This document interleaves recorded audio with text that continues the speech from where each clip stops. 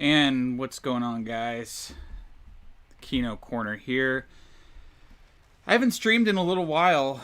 Um, it's telling me that there's some issues with my internet. There shouldn't be any issues. My internet here is pretty good. Um, I don't really know what's going on, but it's been a little while since I've streamed. I've been meaning to get back into streaming with you guys. I just got the message and ran to tap in. Okay, I might only be streaming for about 10 minutes. Eggy just got back to me. I'm gonna say, just let me know when we're gonna record an Is It Kino on Clifford the Big Red Dog, and Last Night in Soho this evening. I don't know, it's dark out, so. But I've been watching a lot of movies. I've been watching a lot of the newer films that I think might be up for Oscars, and so I'll give sort of my reviews on those movies that where I'm not going to talk about on Is It Kino. So I guess going back to the first one is The French Dispatch. I saw that a few weeks ago when I was out at Fake VidCon. I got a whole bunch of the YouTubers to go with me to see The French Dispatch because we're all standing around Disneyland. Nobody had any idea what to do. And I was like, well, I know that I'm going to go see The French Dispatch, so you guys can come with me if you want. And so most of them came with me. So it was me, Technicals, Plain Rock, Pixel Drink, a whole bunch of guys. They all came with me to see The French Dispatch. We all very much enjoyed it. It's definitely Wes Anderson's most experimental film. It's made to kind of feel like a magazine that is put to film. So it's structured like a magazine. It's supposed to be a whole bunch of these like editorials. So it's an anthology film. You know, it's a whole bunch of short stories. And some of the short stories are better than others. Like, I think most people agree that Timothée Chalamet's short story is probably the weakest. His feels the most like a Godard film, so it makes sense that it's the weakest, right? And the third story I really enjoyed about the chef, and it's got some intrigue to it. But I really love the first one with Benicio del Toro being the artist in prison. Of course, Lea Seydoux getting fully nude. She's hot, so I mean, what can I say? Like, hot women, neuron activated, right? And yeah, but because it's an anthology series, you can't get as connected to the characters as you can when you follow characters throughout the entire film. So it doesn't quite have the emotional impact of a film like Moonrise Kingdom. God, my internet's just not being super great right now. But it doesn't have the emotional impact of some of his other films. However, for it being an anthology film, I thought it was very interesting. I had a great time watching it. I thought it was really entertaining. So, watch it when you can. I'll probably end up making a video on it after it comes out on Blu-ray. I just saw Spencer in the cinema last night,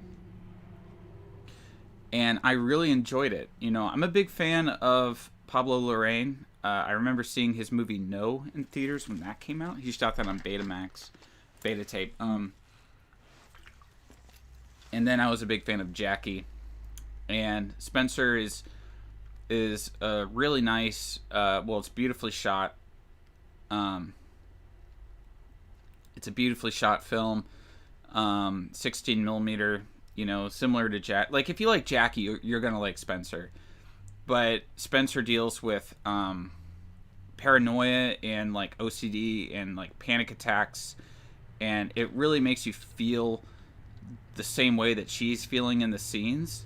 And so it's actually quite an intense movie. I wasn't expecting it to be as intense as it was. So it was unexpected, but I really enjoyed it, and the score to it is just phenomenal. It's got a phenomenal score. I don't really want to give much away. Like, it's definitely more of an experience movie. It's not really plot driven. It's driven more by her own sort of inner demons, and getting you to experience all that stuff with her, which I liked. It's, it's about the phenomenology. I might only be here for 10 minutes. As I said, no, they don't show Diana getting killed. It takes place just a little bit before that.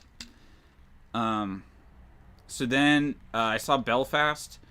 Belfast was Belfast was probably the most Oscar baity movie I've seen this year.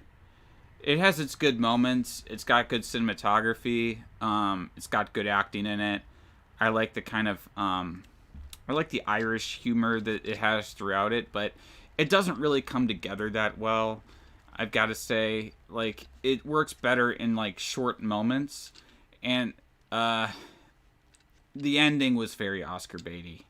The ending just felt like something out of like an Oscar bait film, and I didn't care for it so much. Sorry, yeah, my internet is just not up to task today. And I think I'll only be on for 5 more minutes. I said 10 minutes, and I'm saying 5 minutes. They're all. I was waiting and waiting and waiting and waiting, and then I go, you know what? I'm gonna stream, and then that's when Eggy goes, all right, I'm ready. Of course, that's what happens.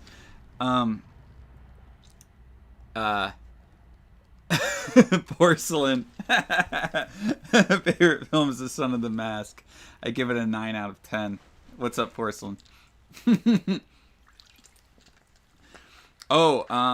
New video out tomorrow.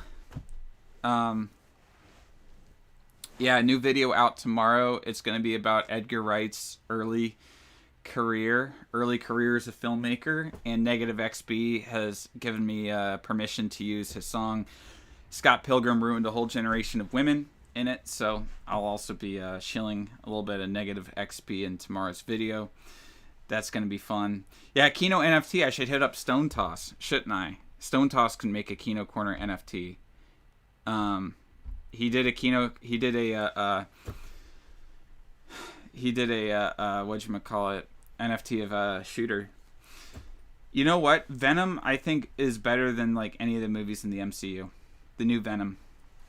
It was 90 minutes. Technically it was shorter than 90 minutes. It wasn't about some world-ending event. It wasn't like, oh, we have to save the world. And actually I found bits of it funny. Like, I gave it a 6 out of 10. Which is, I would give most MCU stuff like 5 out of 10 or below. So I thought it was decent for what it was.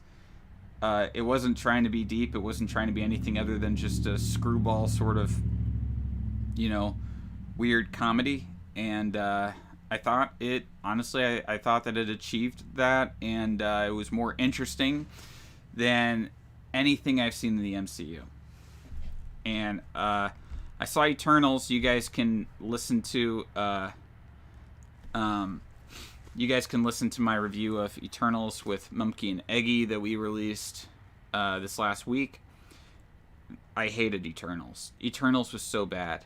I didn't even get into all of it on that Is a Kino, but I would say stay away from the Eternals.